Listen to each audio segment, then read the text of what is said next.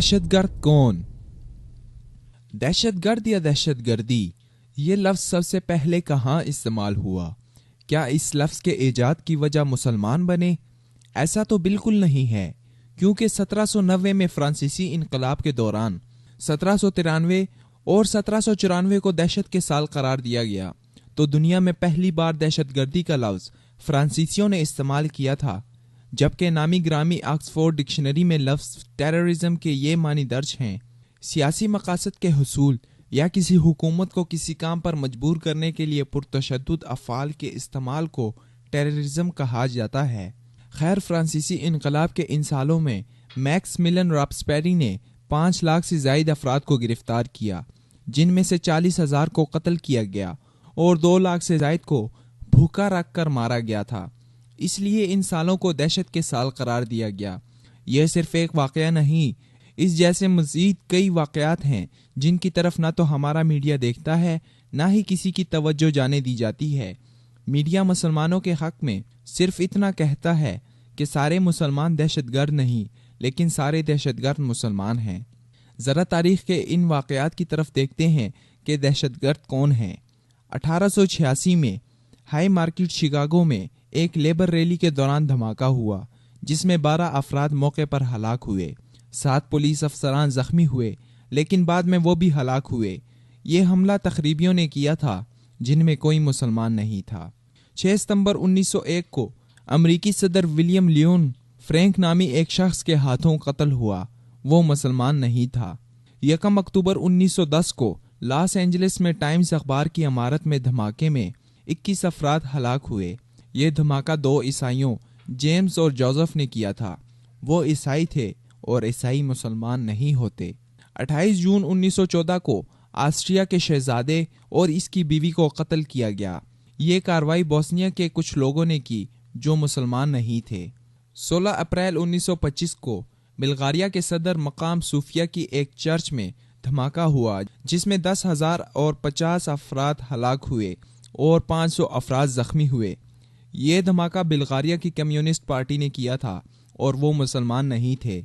1934 में यूगोस्लाविया के बादशाह को कत्ल किया गया और कातिल मुसलमान नहीं था। 1961 में पहला अमरीकी जहाज अगवा हुआ, जिसका जिम्मेदार एक रूसी था और वो मुसलमान नहीं था। दूसरी जंग अजीम के बाद 1941 से लेकर 1948 तक यहूदियों ने 259 से ज़ायद दहशतगर्द कार्रवाइयाँ की, और जैसा कि आप जानते हैं, यहूदी सब कुछ हो सकते हैं, मुसलमान तो बिल्कुल नहीं हो सकते। हिटलर ने 60 लाख से ज़ायद यहूदियों को कत्ल किया।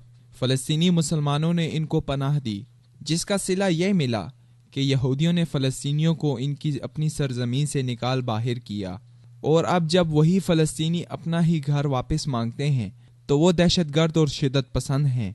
स्पेन में जहां अल्लाह अकबर का नारा मारकर हमला करने वालों को मुसलमान कहा जा रहा है, वहीं ETA नामी एक दहशतगर्द तंजीम ने दहशतगर्दी के 36 हमले किए। वो मुसलमान नहीं थे। अफ्रीका में मशहूर दहशतगर्द तंजीम, जिसका नाम लॉर्ड्स ऑफ सल्यूशन आर्मी है, जो नौउम्र बच्चों को दहशतगर्द कार्रवाइयों के लिए इस्तेमाल करती है, और वो सब ईसाई हैं। 1984 में भारतीय सिक्योरिटी फोर्सेस ने सिखों के गोल्डन टेम्पल में कार्रवाई की, जिसमें 100 से ज़ायद अफराद को कत्ल किया गया, जिसके नतीजे में भारतीय वजीर आज़म इंदिरा गांधी का कत्ल हुआ। यहाँ एक तरफ हिंदू थे और एक तरफ सिख। इन तमाम वाक़यात में कहीं मुसलमानों का नाम नहीं। ये वो वाक़यात हैं जो 9/11 से पहले वाक़या हुए। इसके बाद इस्लाम को बदनाम करने की साजिश शुरू की गई। मुसलमानों को मारा जाता है। जब वो इसके खिलाफ आवाज़ उठाएं तो इनको दहशतगर्द और शिद्दत पसंद कहा जाता है। फ्रीडम ऑफ एक्सप्रेशन का नाम लेकर इनकी इज्जत की धज्जियां उड़ाई जाती हैं, और अगर वो इसी फ्रीडम ऑफ एक्सप्रेशन का नाम लेकर एहतजाज करें तो इनको दहशतगर्द कहा जाता है। कवानीन मौजूद हैं, लेकिन इनका इस्तेमाल अगर मुसलमान करें तो वो शिद्दत पसंद हैं।